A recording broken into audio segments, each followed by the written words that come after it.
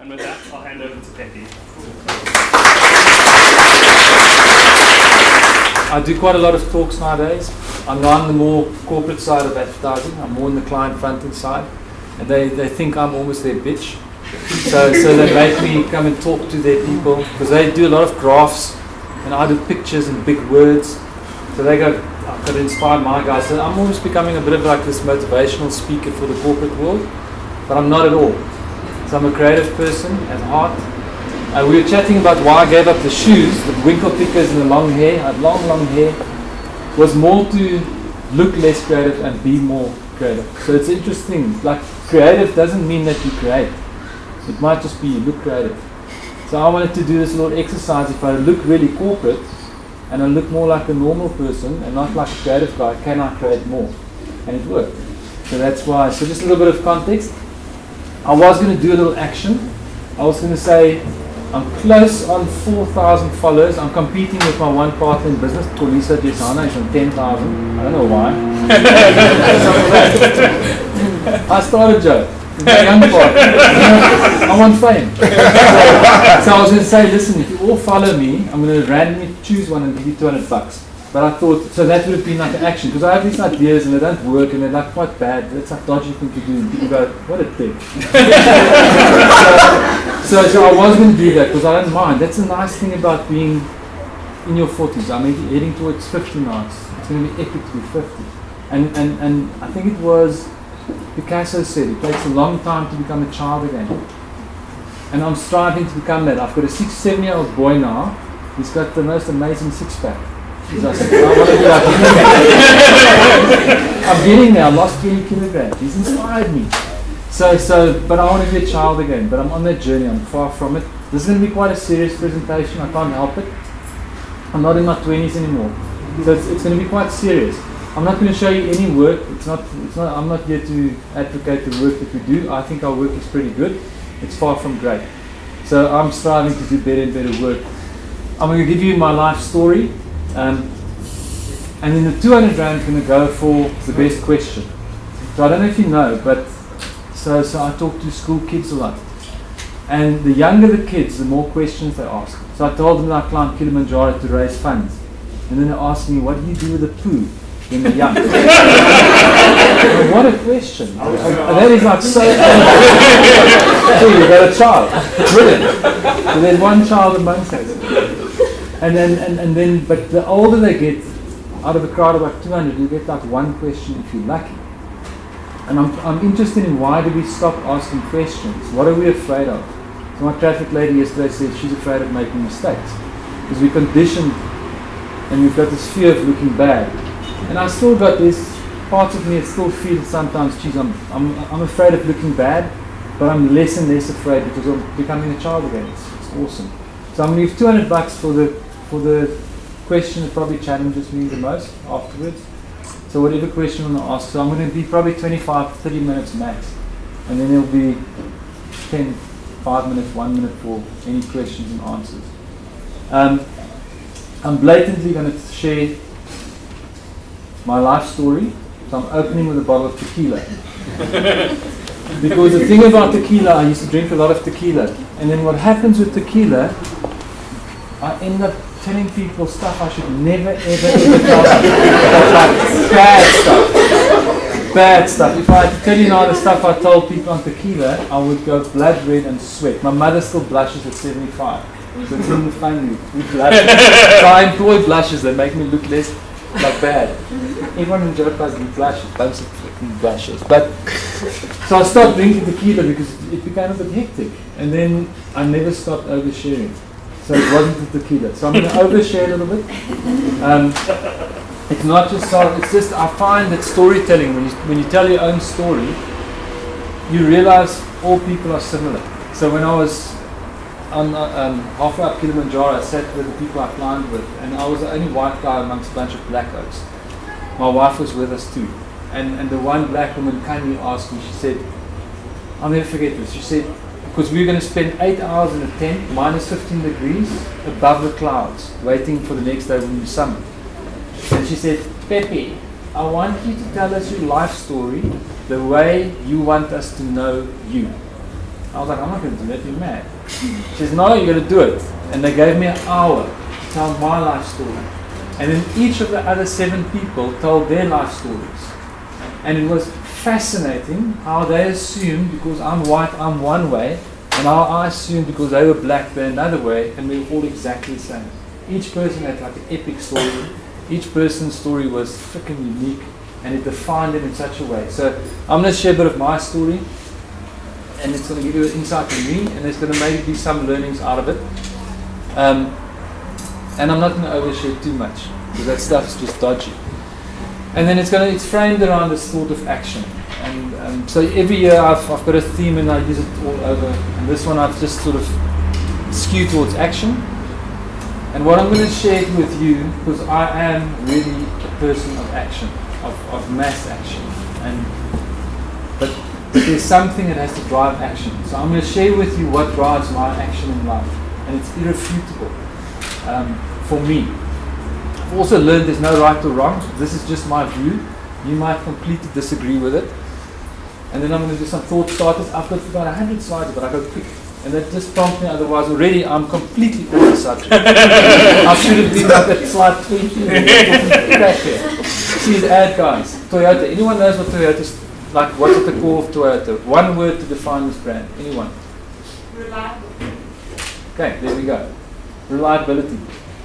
So I'm assuming, I know nothing about the infancy of this brand, but somewhere some oak had to say, cars are crap, they break down, I want to build something that's reliable. And it's omnipresent in this brand. The thing is, then they start competing. So for many years they go, everything keeps going right, that's reliability, and they build cars that are pretty reliable. Those cars are reliable, they last forever. Susan, our parents, is a little bit better, let's see. But then they start competing many years later with the European brands. So now they want to say lead the way. And suddenly they go off the reason why they exist. Because they should actually say lead the way in terms of reliability.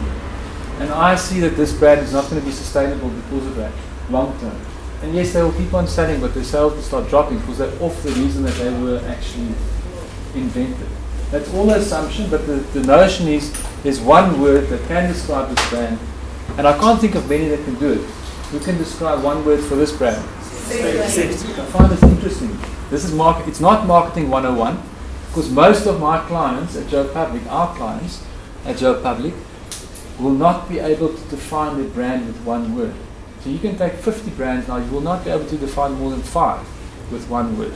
One of late that's fallen into something which I find interesting is this brand. Anyone can find this? Happiness. So I hate the drink Coca-Cola from a health point of view. So I don't drink it. I haven't drunk it for 8 years. What's interesting, I've become a fan of this brand just because they promote happiness.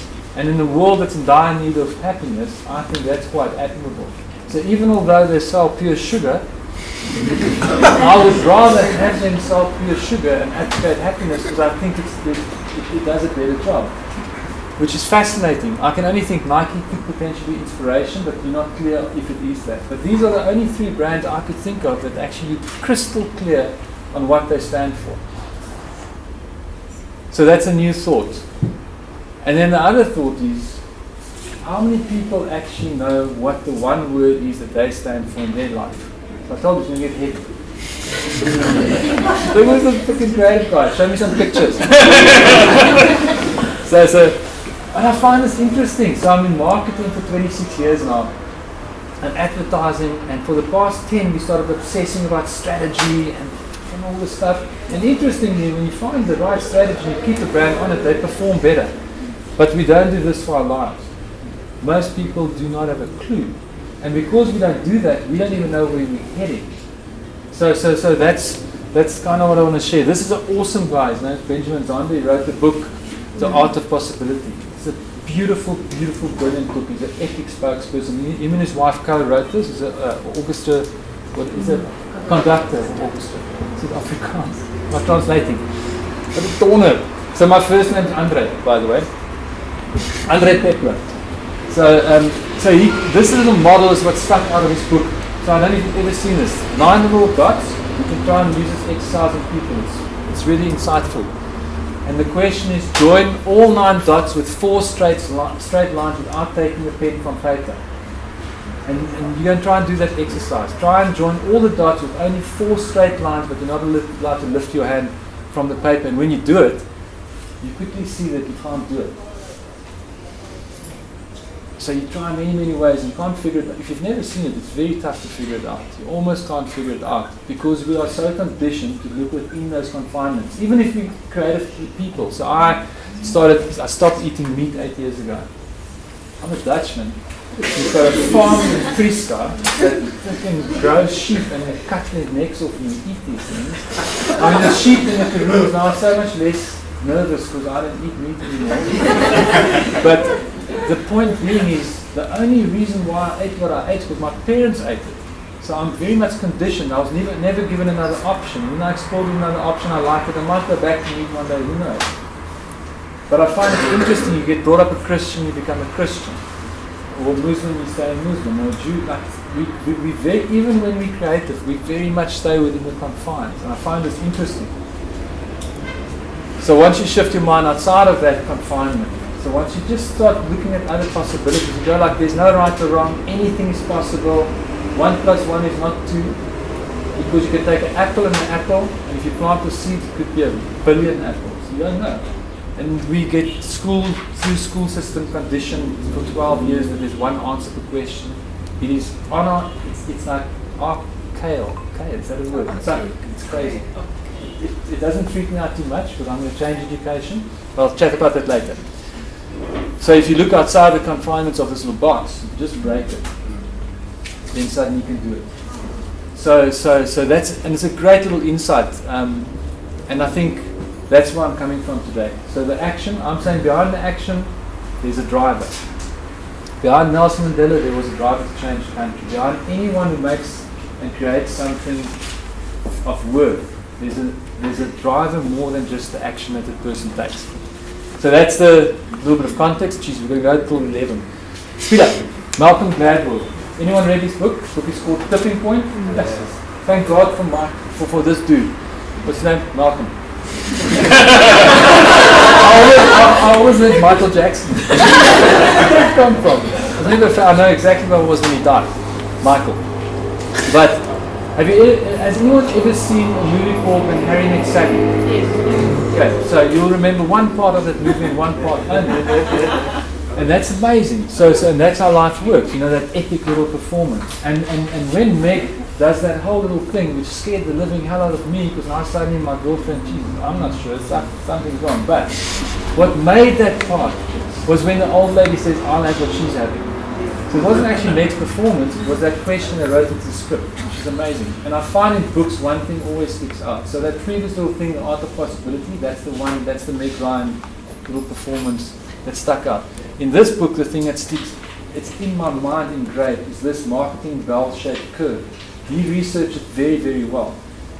And it speaks about how he broke it up into 2.5%, which he called the trailblazers, 13.5%, which he called the early adopters. So then the 34%, which is the early majority, the 34%, which is the late majority, and the 16% at the end, which is the laggards. And it's a pure marketing curve. I've tried this on transformation of culture in the business. So if you have 100 people and you have a notion to a culture, you need 2 people to take it up before that action starts gaining a bit of momentum. Then you need another 13 people to really, really get on board before it makes any difference. And to get it from that 2.5 just to 16, so 13.5 plus 2.5, 16, just to get it to that 16 is humongous. So what I used to strive for is we will do 100 out of 100 jobs excellent. It's impossible. I almost died. I would be up at night not it drove me mad until I read this book, which was so liberating. Because what he says is that the tipping point of anything is 16%. So, and that was quite a wow moment for me, because I thought, geez, if at the moment, factually, we're doing 2 out of 100 jobs are really excellent, 98 are pretty freaking average. At a company that strives for excellence, that's the truth. Because the process of commercial creation is so average. The world we live in is so average. So you end up working yourself to death for 98 pieces of crap and 2 pieces that inspires you to do better again. So I thought, gee, you can get from 2 to 16, but it will take 800% increase in effort. But at least, and if you get to 16, then naturally everything starts to follow. So this is a very liberating model. So what I did was I overlaid it on South Africa. So I went, gee, that's interesting. Because I overlaid it on culture, I did it on vinyl records. Like everything works to this curve. And I'm making an assumption that the country changed at 16%. So 84% of people in South Africa in 1994 were not ready for the new South Africa. And they didn't want to be part of it, but there were that 16% proportion, and it happened. 20 years later, I don't even think we're at 50%. There's still 50%. You look on Twitter, you see the crap that goes down. I'm off Facebook since 2 days ago. I cannot take the ranting anymore and all the finger pointing. Because to me, if you want to move forward, you cannot look back. And I don't say there's nothing bad about the past, but you can't perpetuate it because it doesn't change anything. So this is just an interesting little model. What that model also says to me is that there's 100 people here, 2 people today will actually find value in what I'm saying and think, geez, that's quite profound. 98 of you will think I'm talking utter crap. And that's factual. Or you might all think, geez, that's quite interesting. Only 2 people will apply it. So that tweet that you found, the tweet before that, because my wife tweeted that one, the tweet before that is that knowledge is not power. I might say it later, I hope I don't. It's the application of knowledge that's power. So you go somewhere, you see something amazing. I love going to workshops to grow my own mind and my thinking. But it's when you apply stuff that things change. Yeah, I said it, so I can move on. Context. So very quick, I'm going to quickly. So this is the thing. My first job, newspaper salesman, age of 12. So I started working at the age of 12, 6 days a week, 7th day I worked in a cafe. I worked 7 days a week as a child because my father was utter drunk, dysfunctional person. And my mother fended for a family of 3 kids and a drunken father who needed food. And she was a teacher. So interestingly, I'm fascinated with teaching. And she brought up the 4 of us, and there wasn't enough money for it to bring us up. So sometimes the church will actually feed us. So I started working to subsidize the household income.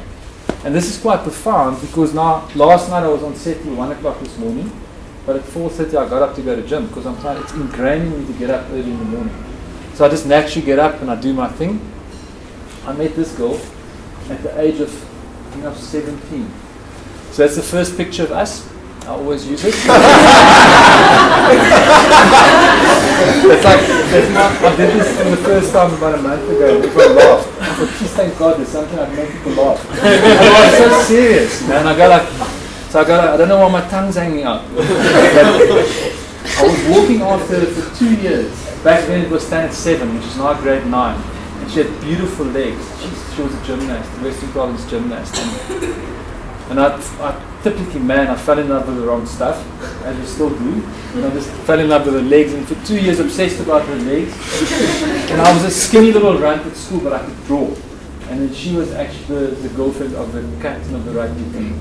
True story. And then because I could draw, she fell for me. And it makes no sense because I was really a very nerdy, skinny, non-sporty kind of guy.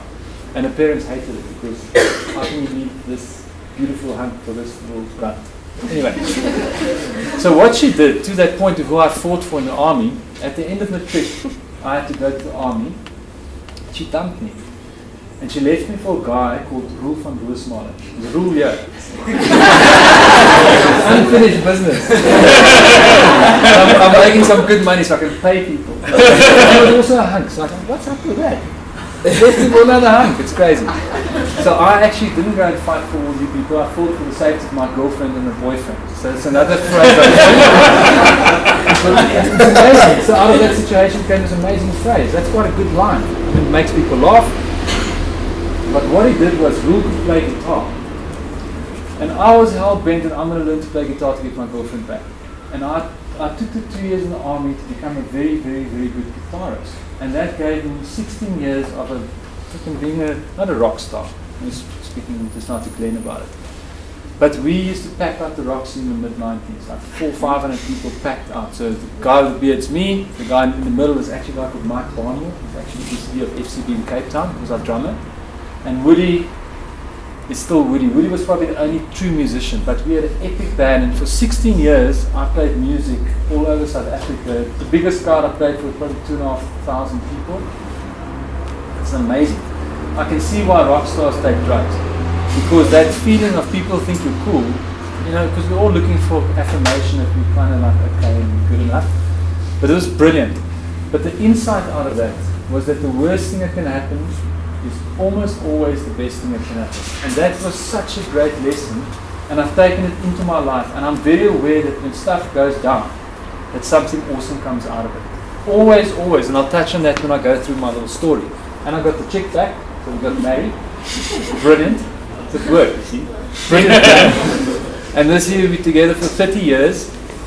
And then, back then, because I came from a poor background, relative. I mean, we didn't live in a shack, I have to be honest, but we lived next to a railroad, so I couldn't sleep at night with the trains coming past. But so my vision was always to be stinking rich. You couldn't get me off that point. I'm going to make, and I knew exactly how much by the age of 50, and I'm going to buy this yacht, and I will sail the world. And that was my vision. I was on point from probably from like 18, 19, when I went to art school, I realized I'm really good at art, because I was crap at school, crap at sport, and very good at art. I knew I found my niche. So towards this, when I realized I'm really good at something, I thought, okay, I'm going to realize this dream. And that's when I had the idea. So originally I had an idea to start an agency or my own business before the age of 30. Because you can only really make money well if you've got your own business. You can't really do it out of salary. You have to actually create something like a child and grow that thing and then see the return on that investment. And it's a massive investment. I mean, we are so far off getting a return on our investment of 17 years. But it's fascinating that this thing in its infancy was on point. It's about making money. There's a great story. This couch is in my office now. This is the couch where we had the idea for a takeaway advertising agency. Myself and a guy called Noel Cottrell. And we were looking for a business partner because creative people can't run businesses. That's another assumption. But thank God that assumption was like it, because I met the best business partner ever. And funny enough, he's actually a creative person. So we got him to become a chartered accountant because his father wanted him to become one, because he couldn't make money out of art, was his father's assumption. So he said that to serve him, but he rendered him sort of dysfunctional from a financial point of view because he never believed he can make money out of art. So the thing with Gareth, true story, I promise you, it's not an advertising story. We tried to sell this to Amsterdam as a commercial, which is such a cool story. I don't know if you know this, surfers are at that end of the evolutionary chain, and on the left-hand side are what they call paddle skiers. I'm a paddle skier. It's like a real bonehead Dutchman story. I was supposed to be in Costa Rica like 2 weeks ago, surfing a bit on my paddle. I call it surfing, but I sit in my arse and I row. So lo and behold, I get introduced to the surfer called Gareth Neck. And of course, I'm the paddle skier. and the first night, like Bart then in Cape Town, we're having a beer. And he finds out I'm a paddle skier, and he's like, Jesus, like, what a dick. He says, there was this paddle skier. This is 1998. This is about February, because we started in March 1998. This is around January, February 1998. First time in my life I meet this guy. He starts telling me about this idiot bonehead paddle skier that surfed into a harbour wall at the Radisson in Cape Town at a surf spot called Thermopylae and drowned, and how he saved this guy's life. And he tells me this whole story, how I had to get the guy out from under the doorlosse. That's what the doorlosse is. It's empty. And the guy was trapped underneath, and then how he got him to safety on a roll of red pipes, rubber pipes. It was obviously washed a ship or whatever where it came from. And then he phoned the NSRI, and these guys took the guy out of the water. And that guy was me. So I was like, true story. He's telling me the story. He tells me the story, and I'm sitting there, I'm going, this is impossible. Because when I drowned in 1995, it was about a month, it was in April, just before the World Cup. The first day I ever surfed again, went into the sea, was on the day of the Rugby World Cup 1995. Because when it's amazing to die. Because what happens, and I'm going to speed up just now. I'm running completely over. I might just stop out of the blue, not finish the whole story. Because if I finish it, it's enough. What happens when you die, you very quickly find God. Very quickly, because you go, okay, now there's no more chance. Please God, I don't want to die. Then that doesn't work. I swear. You go like, okay, that's not working. I'm still going to die. Because I could feel, I couldn't get out. I was trapped and hit by the things under this door also. I was finished. I was drowning. The last vision I had was of the police going to my girlfriend then, not my wife, and telling her I'm dead.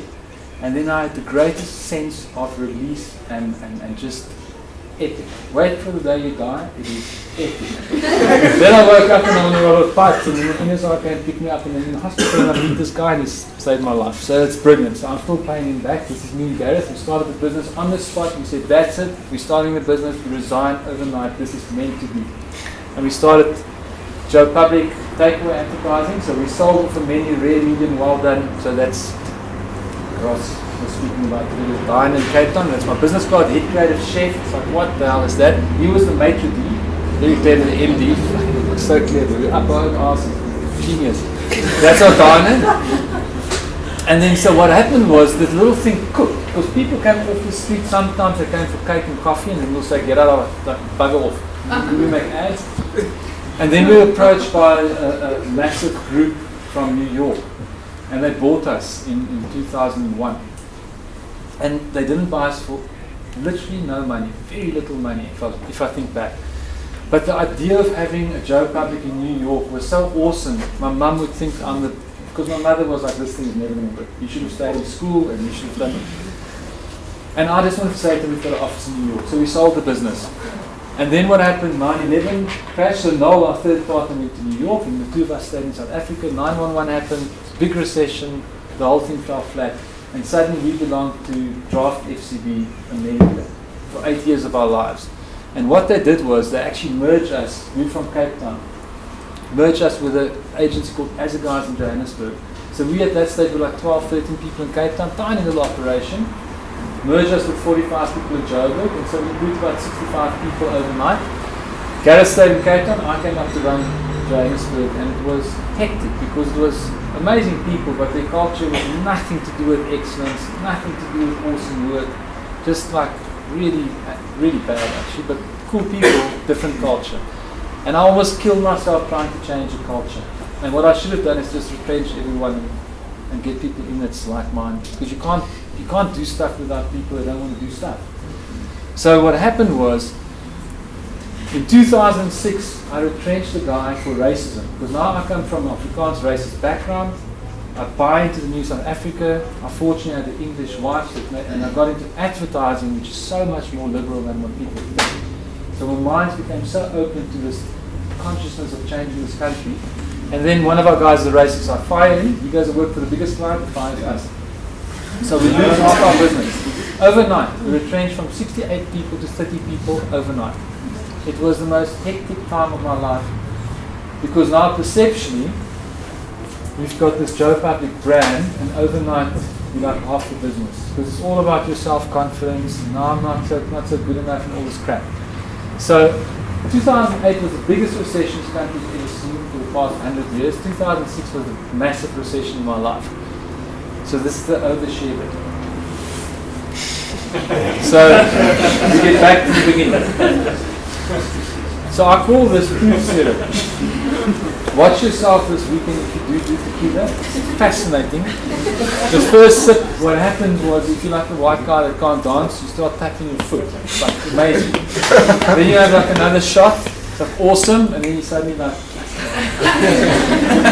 it's fascinating. And then the next, you like, you start dancing, and you actually start thinking you're black and you've got rhythm. It's amazing. I watched this. I've done this. And then the next thing, you sort of take your shirt off, you get overweight, you look hot to yourself. And then this has also happened where you then take all the kit off and end in the pool, and it's just hectic. But then, right at the bottom, I call the worm stage. And when you hit the worm stage, you always end up in some little corner and a can of worms in your life is open. And then you're freaking in tears, and your husband's crap, and your boss is thick, and this one is that. It's amazing. And that's when truth comes out. And I find it fascinating. I've just done we do a little survey every 3 months to check if everyone's cool. It's called the Gross National Greatness. Are you feeling great? The one oak that's actually resigned is the only one that's truly honest. Everything's crap. Like, why haven't you spoken up 3 months ago? Because then you didn't have to resign. So we only really get honest when it gets to this stage, and we normally lie to ourselves. So what I did was I did a brutal, honest little review on my life. So if you asked me back then, how's my relationship, I would say 9 out of 10. Brilliant. Behind closed doors, it sucked. So if you ask me how's finances, brilliant. Look at Joe Public, 65 people, belonged 100% to FCB New York. I got my best bonus ever in my life in that stage was 20 grand for running a business. That's insane. But perception was great. So I would have said 8 out of 10. I did a little CSI thing. So I did a brutal, honest little review in my life, and I realized across the board, from finance to my CSI endeavor, I did a little thing called Rock for AIDS back then, which I only did to play music to look cool. So I didn't do it to help the orphans and the AIDS people. That was the brutal, honest truth. If you asked me before that, I would have said I'm doing this because I want to change the world. No, I did it so I look cool on the stage. And my health was pretty dismal, so I think how I behaved, which was cool. It's the B side of my life, which is great. But what's interesting is when life really knocks you, and that's why it's the best thing that can happen in your life. And I don't wish it upon people, but it's the people that get knocked down that actually find something a bit more special in life often. And I've seen this through experience. I just met a beautiful actress called Pamela, I can't remember her name, a famous South African actress. She's gone through the same process and then found like a bigger thing. Because it seems like when you hit those rock bottoms in every area of your life, and you're pretty much bankrupt and nothing's worked out to your plans.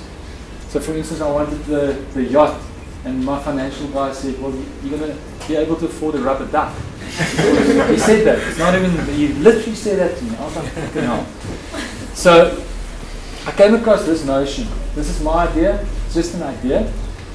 That we're very human in our operation. You know, you get your human name by your parents, and it's all about we artists and creative people, art directors, designers, and architects, and whatever we are, bankers, whatever we are. But it's what we do. It's all about material, and it's all about serving ourselves, and it's super important because it's the coolest thing to drive a nice car and live in a nice house. There's nothing wrong with it. But I realized that that is only 50% of the potential of my life. And why it makes sense to me is because I'm a high output person, probably 80% to 50%, 40% of my life was 40%. So I said, geez, this makes sense to me. So I started investigating the other side of my life. Like if I'm really human on the one side and that's 50%, what's the other side of my life as a creative spirit? And I was introduced through reading, through going on I was really searching a lot of stuff. Thank God for Google as well. But there's stuff out there. And this stuff has been out there for hundreds of years, but we don't listen as human beings. We don't. We would rather die than change. And I became aware of this thing that there's something on the other side of our lives. And there's something about serving people rather than just serving yourself. And if you do that, you open up more potential than you ever know is available to you. And this, to me, is fact. But it's only because I believe it. You know, it's like a bit of a religion, because that's what I believe. It might not be true, but I've got evidence of it. So I went, okay, so I'm Pepe, advertising material, serving self, love material stuff. But the output of that is that. So what is on this other side? My one name is, just like Volvo is the human name, is safe, and I'm very logical and practical as a creative. So Volvo is safety. Cool. Toyota is reliability. So Pepe is what? And through quality, I want it to be love and happiness. Those are my big things in my life. Love or happiness. But in the end, I settle on this word. It's a very interesting word. And it's not that I want to be a great guy that people think is cool. I went strategically and unpacked it. And I actually said what that stands for is to bring out the best in the people around me. And I can either do that on a small level or on a bigger level, you can choose. But for me, it all became about bringing out the best in those around me. And I realized, coming from a very religious home, where my mother always wanted to force me to be a Christian, I didn't like it. That you can't force people, so you have to be that way yourself. And hence I systematically started changing my life and everything that I do, and things started to change radically. So the only thing that changed was where I was coming from. Everything was self-serving. I literally just changed to serve others. And I didn't do it to get anything back. But spectacularly, this happened. But not to a notion. So what I thought was 40%, and this is factual. I mean, I'm not going to give you numbers or anything. In every single, well, you can't say in health or family. But in business, finance, and CSR, I can financially measure it. This endeavor would raise 10,000 Rand per year net. After we did our concert, paid all the stuff, 10 grand. Within 2 years, it raised like $1 million. It's now raising like $2.5 million a year on the same effort. So it was spectacular how things changed. So I went like, oh, that's fantastic. I'm going to not have this thing anymore, because this is not about serving others. This is about serving myself and growing around the world.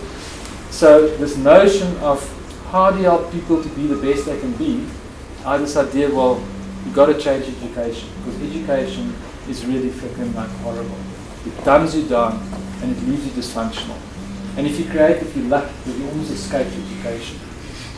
So the vision from a yacht became, how can I create a country that's an example to the world? And that sounds like completely out there and impossible, but I practically broke it down to the only way to do that is to create an educational system that's an example to the world. And then how the hell do you do that? Well, you talk about action, you start small. You literally just start it. You don't freaking think about it and go, oh, I can't do that. You literally start it. So from there, the first step was I had to get the business back. Because the business is not ours. We taught like money is at the root of all evil. I tweeted this morning, money is at the root of all good. So if you want to change stuff or do big stuff, you need big money. And the only way for us at that stage is to get our business back. So we start fighting for 2 years to get our business back. We buy it back 100%. We just paid it back last year in March. So it's only just been paid off the debt. But we bought it back on 26th of February 2009. The very first thing that Gareth allowed me to do, because we amazing partners, he allowed me to question why are we doing what we're doing. So we went through a whole process to find out with our 30 staff why we do what we do. And I did the same process. We know we do advertising, we know that this what it is, but the reason we do what we do is growth. So that's the one word we collectively, I didn't come up with it, the 30 staff members and our owners came up with this notion of growth. And when we unpacked growth, we went, growth of our clients is why we exist. There's no other reason why we do advertising than the growth of our clients. Second to that, the growth of our people. Because if we don't make money of our clients, we can't invest into our people. We invest serious money into our people. We send people all over the world. We really invest in their growth. And lastly, the growth of our country. So that's why this business exists. Interestingly, we did not do it to grow as a business. We were 30 people. We did not do this to grow as a business. And suddenly, overnight, the freaking business starts growing. So I was like, because we put it on the wall, growth to the power of N. And suddenly the business does this. And if you look at the curve over those years before we did this, there was like 10 to 15% growth year on year. And suddenly when we came from a different place, the business just went absolutely bananas. And the business is now like a 16-year-old little child with zits and it's hectic to manage this thing. And it lives in this building, and it's not ours. It feels like we're working for this crazy business. And we've actually also got an office in Amsterdam. So the takeaway office runs out of Amsterdam. There are 10 people. One of our people's just gone there for 6 months. So we exchange people. That's my partner there, Gareth, and my partner, Antoine. And I didn't put it in, but they operate off the menu. So just towards growth of our country. I'm absolutely obsessed about this notion that you can either throw stones or you can use those stones to build stuff. And what I'm finding on Facebook and the Twitter sphere and in debates in South Africa, everyone's freaking throwing stones. No one's really doing stuff that's concrete. Not enough people. Very few. The majority just throw stones. So I'm really trying to condition myself, because sometimes I also have a good bitch and a rant, but I'm trying not to do that anymore and just put my energy into fixing stuff. And towards this, I've been doing this now for 8 years, and I've got a woman at work who's running it with me, and it's really an awesome endeavor, and it's called One School at a Time. So we're going like this, instead of worrying about changing education, start with one school, and then you just start, you see where it goes. And it's now grown to 2 schools, and I can see it's not sustainable. You'll never get it even to 10 schools, because there's 27,000 schools in South Africa, and 22,000 are dysfunctional. So 80% of the output is outputting people that are not equipped to operate in our society, which is why this country's only got 15-20% people that can pay taxes, and 80% that's not functional. So this to me is a clear way of fixing the country. If you take all your eggs in the government, put it in the education basket. But people don't think like that, because they serve themselves, and they build themselves nice houses, but I'm not going to rant. So but what's cool about them doing that, it allows people like us to do stuff that makes a difference through creativity, through action.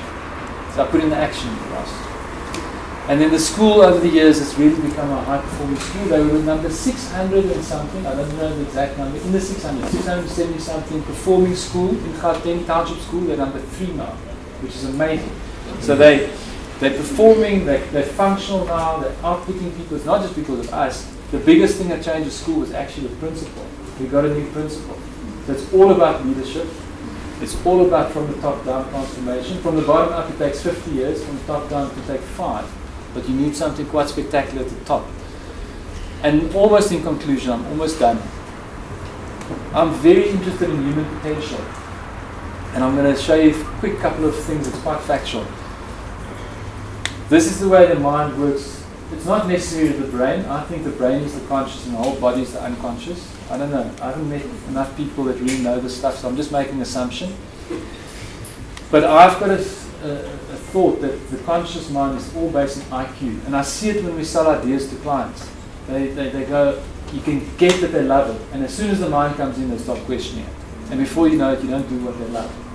It happens all the time, because we think with our IQ mind, because we're all conditioned to only use that mind. But you've got emotional intelligence, which is lacking hugely, specifically in men, or particularly in men, because of the way we're brought up. We're not allowed to cry, you need to behave like a man, and all this stuff.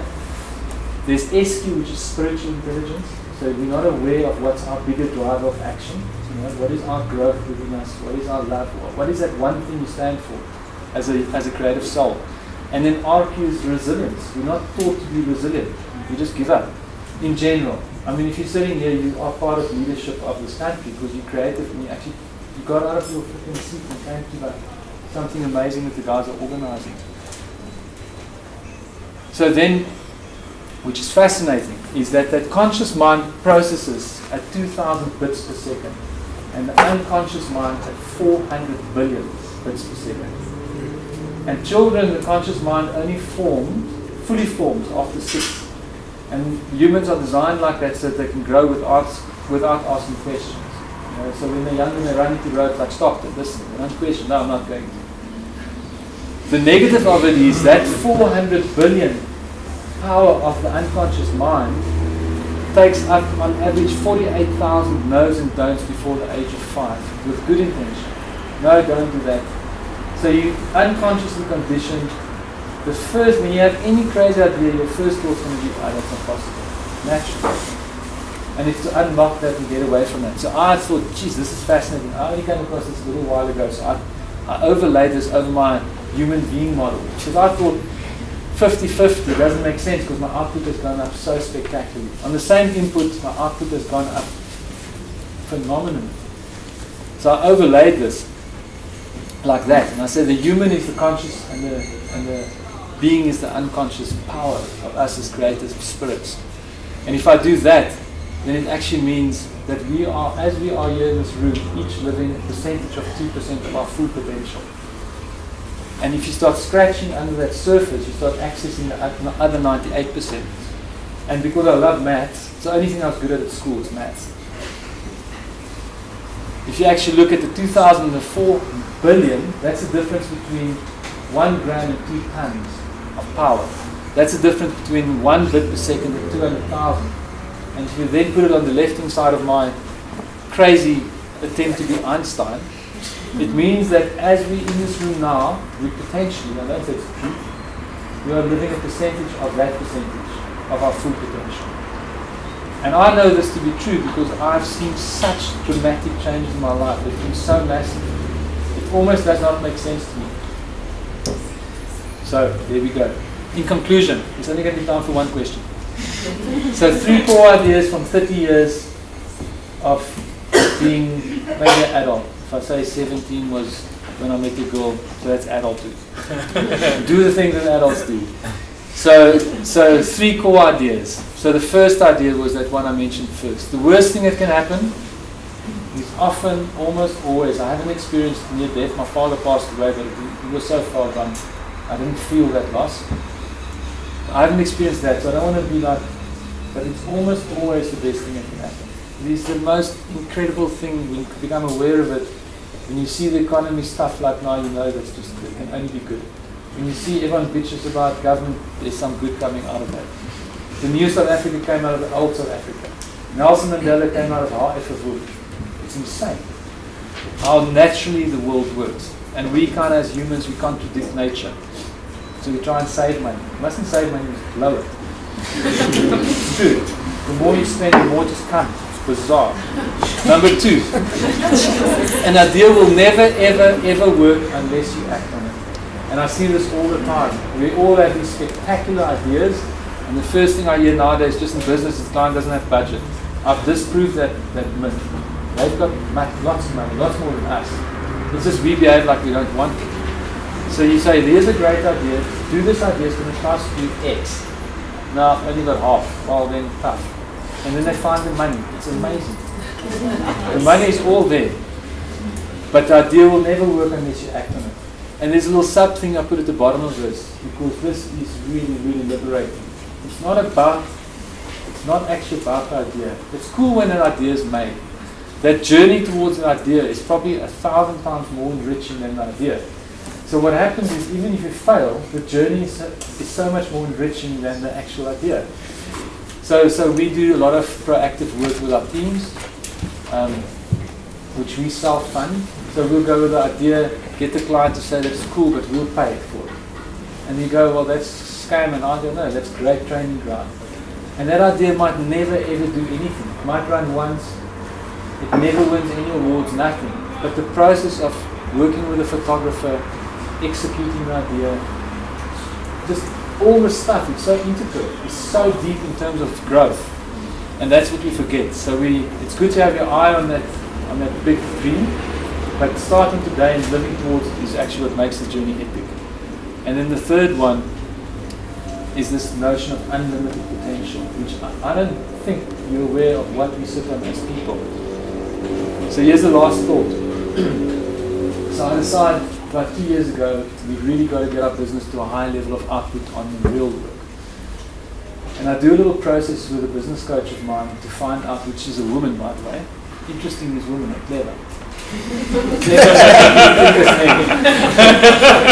They're very fucking sneaky clever. And also they use their boobs and their legs as fucking genius. So it was fascinating. So we do this little process, and I find out, because everything in life is assumptions, I find out my limiting assumption to doing greater work is that I think I'm not good enough as a creative, unconsciously. I would never say that consciously. Out of my unconscious comes this notion, I'm not good enough as a creative. So she, through the process, asked me, okay, so make it a liberating assumption. So instead of having a limiting assumption in your unconscious, she asked, do you think that's true, that you're not good enough as creative? I said, no, that can't be true. And we've done some pretty good work, and we've got a pretty decent business. And I've had a pretty cool life. I can't not be good enough. My liberating assumption becomes I'm the best creative ever in the history of the world. That's just my liberating assumption. It came out of my head. I wouldn't say it out loud, I'm telling you today, but I actually believe it. So this is my liberating assumption. I'm the best creative in the history of the world. So then the next day I'm driving to work and a thought comes out of the blue like they do. This is not a religious thought, but I was brought up Christian. but I'm not really a church going kind of guy. But this thought comes out of the blue. If there was a God, literally, boom, if there was a God, and God created this, so there's this whole world and all this spectacular stuff within it, and I'm created in the image of God, what is my true creative power? We can't just be a house and a car and some clothes. It's pretty pathetic, with respect. And I say it to myself too. So we've got unlimited potential, and I think the biggest driver behind unlimited potential is finding a strategy, finding like what is it one thing you stand for. If it's love, then you put love into the way you brush your teeth, you put love into the way you make your food, you put love into the way you craft your work, you put love into the way you freaking wash your car. It's a very interesting notion, and that's why I like happiness in Coca-Cola. They're putting happiness into everything they do, or at least they're trying. At least they've got that direction. So I find that's just quite a fascinating thing. And on that note, thank you.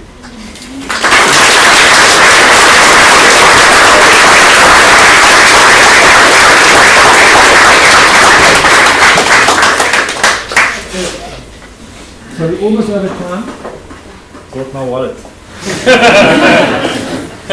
I'm giving $200 to the. Well, obviously some people a bit more senior don't maybe need to do it. But if you're young and you need $200, I've got a hard cash if you ask me a hard question. Cool. Let's see what you come up with. Hi, good morning, Pep. Albert. My name is Kafiso. Albert Kafiso. I want to ask two things regarding the advertising industry transformation. I think you've seen the hoo-ha, how black people have been portrayed with dents and ads. And I'm in the industry. My elders always say, how dare you guys insult us? When you give us money, we go in debt. Are you supervising creative directors, or do you give them freedom to explore and tell real township stories? So firstly, there's a massive issue. And it's not just in this industry, it's in our country. Transformation. Okay? There's also another issue, is this thing about fast tracking. It's impossible to actually grow someone. I mean, again, we don't look at nature. We say, oh yeah, but there's a guy who's 32, he can run a business. Trust me, I'm 47 this year, we're only just getting to grips with how to run a business. So for me, transformation is important. Our approach, and this speak for ourselves, I'm very blessed. We've got a shareholder called Lisa Jesana. He's actually the executive creative director. And he manages that process. But our work is still very lily white. And my assumption is, so we're driving hard. We're probably the second most transformed agency after Ogilvy Johannesburg, maybe third after FCB. If you come into our office, you'll see a different story to what the assumption is, because we're two white guys that started a business. And I do think, being Afrikaans, I can do better ads to Afrikaans person than an English person can. So it is important. If you ask yourself, in the school system where there's zero emphasis on art, where are you going to find the people if everyone wants to become a doctor and a lawyer?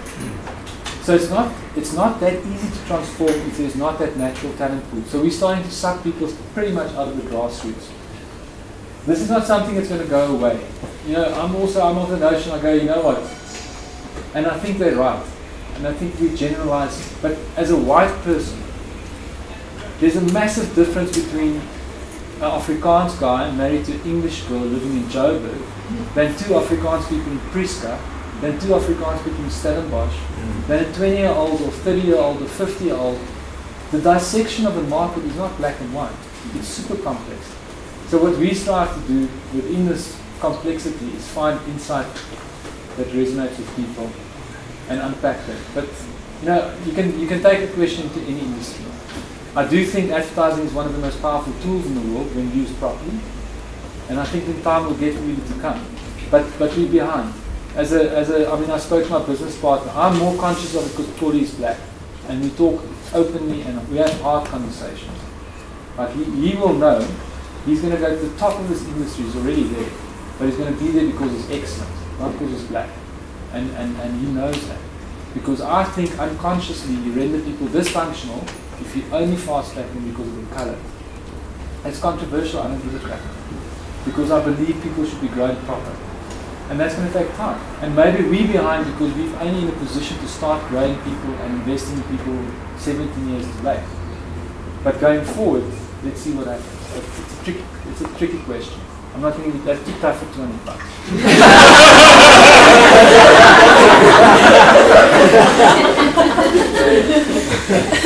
So, there's a huge amount of discourse and focus on creating spaces that are made for people to work. And there are other things that exploded. There's that agency guy who just appeared in his global story. What do you feel is the key thing, the most important thing we need to start to get people on board to get into transformation? No doubt. No, absolutely. Are you speaking about this guy now who says I'm crap?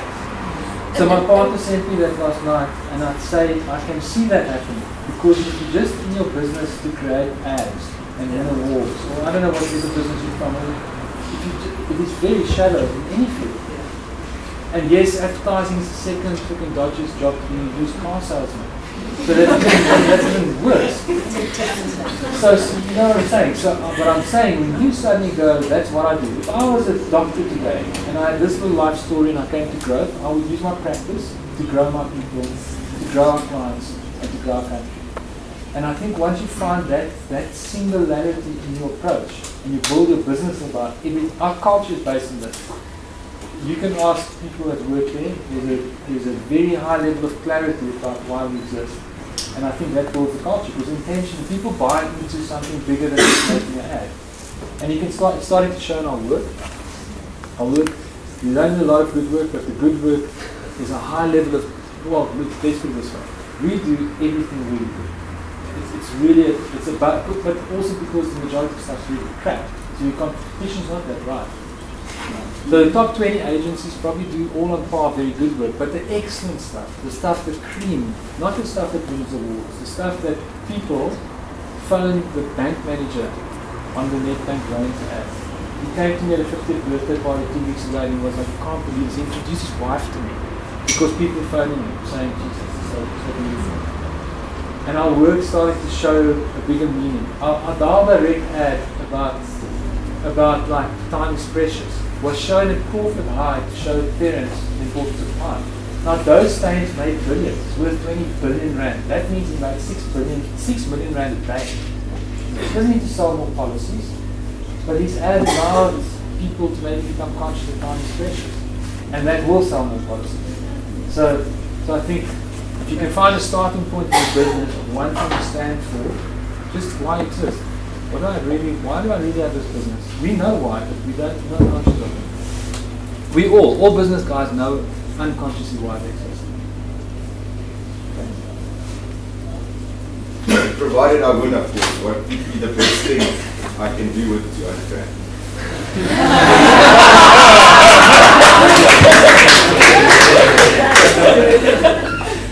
You're going to win it.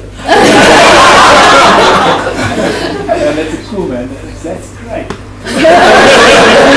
first thing I was going to ask, like, okay, drive outside, give that poor guy $100, and I said, no, I don't believe in giving money away. Get yourself something really cool this week. Like, go for a nice lunch. What do you do with 200 rand nowadays? Get yourself something cool. Like, just get yourself something, you deserve it. Because I think there's this notion that you think that we have to just give. You know, I think you almost limit people by giving them all the time. Is he giving you money away? I don't give my money away, but you work for it. There wasn't, I'm not going to give it away. I said, I want like a cool question. This is definitely yours.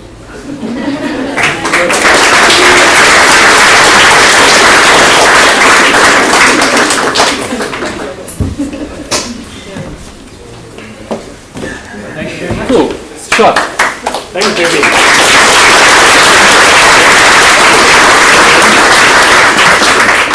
What is creativity to you? Everything. Should I elaborate on that? Yeah.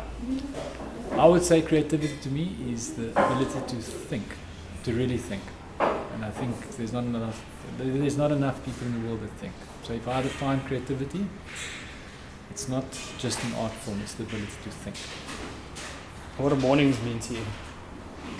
Oof, I love mornings. I would say, what does early mornings mean to me? Early mornings, which is from 4:30, is energy. Lots of energy. And if I do the thing that I do in the early morning, it actually sustains me for the entire day. Cool. Now, if you could just say your name and tell us about your talk. So my name's Pepe, and my talk was about the driver behind action, which to me is purpose. So to talk about just the greater meaning to life, or finding a bit more meaning in advertising.